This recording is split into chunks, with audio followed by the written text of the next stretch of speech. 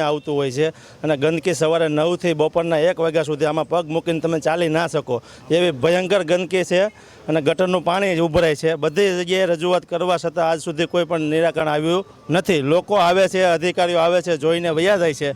અમારી રિક્વેસ્ટ છે કે આપણો સુરતનો સ્વચ્છતામાં પહેલો નંબર જો આવતો હોય તો આના માટે થોડુંક મેયર સાહેબને વિનંતી છે કે જેમ બને એમ વહેલી તકે આનું સોલ્યુશન લાવે એવી અમારી માંગણી છે। ખાસ કરીને સોસાયટીમાં બીમારીના કેસ પણ જોવા મળી રહ્યા છે, કેટલા કેસ છે ને કઈ રીતે? બીમારીમાં તો એવું છે, ઝાડા ઉલટીના ને એના આના હિસાબે દારમાં પાણી વહી જાય છે, ગટર ઉભરાય છે તો એનું પ્રેશર થાય તો કોઈ પણ જગ્યાએ પાણી નીકળવાનું છે। જે અત્યારે અમારે ચાલતા દાર છે સોસાયટીના એમાં પાણી ઘૂસી જાય અને જો એ ઘરે ઘરે પાણી આવવા માંડે એટલે આનું ભયંકર પરિસ્થિતિ થાય એવી છે। એટલે આનું જેટલું બને એટલું વહેલી તકે જો આનું નિરાકરણ આવે તો પબ્લિક માટે સારું છે અને અમારી માંગણી છે મેયર સાહેબ પાસે કે આનું થોડુંક વહેલામાં વહેલી તકે સ્થળ પરિસ્થિતિ જોઈ અને નિરાકરણ લાવે એવી માંગણી છે।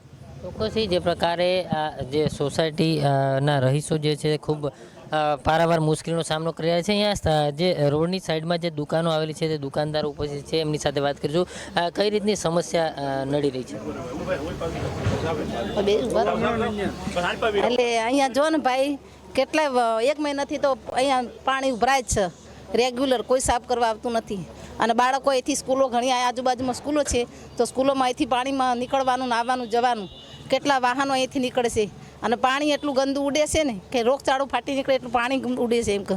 તો આનું નિરાકરણ લાવવા માટે એમ કે વિનંતી છે અમારા બધા ભાઈ બહેનોની, એટલે જેમ બને તેમ જલ્દીથી આનું નિરાકરણ લાવવા। પાણીને કારણે મચ્છરોનો ઉપદ્રવ થાય છે, મચ્છર પણ એટલા થયા છે, આજુબાજુની સોસાયટીઓ ત્રાસી ગઈ છે, એટલા માટે કંઈક આનું કોઈ સોલ્યુશન લાવે એવી અમારી મહેરબાની છે। ચોક્કસથી જે પ્રકારે સ્થાનિક લોકો જે છે તે ખૂબ જ હેરાન પરેશાન થઈ ગયા છે, કારણ કે વારંવાર રજૂઆત કરવા છતાં કોઈ પણ પ્રકારનું નિરાકરણ આવ્યું નથી અને તેના જ કારણે આ લોકો જે છે તે ખૂબ મુશ્કેલીમાં મુકાઈ ગયા છે। અને ખાસ કરીને આ દૂષિત પાણીના કારણે જે પ્રકારે અહીંયા મચ્છરનો ઉપદ્રવ થાય છે ને તેના જ કારણે સોસાયટીમાં અનેક વખત જે બીમારના કેસો જે છે તે વધી રહ્યા છે। ખાસ કરીને ઝાડા ઉલટીના કેસો પણ પીવાના પાણીમાં પાણી ભરી જતા પાણીજન્ય રોગો અને મચ્છરજન્ય રોગોમાં વધારો થયો છે।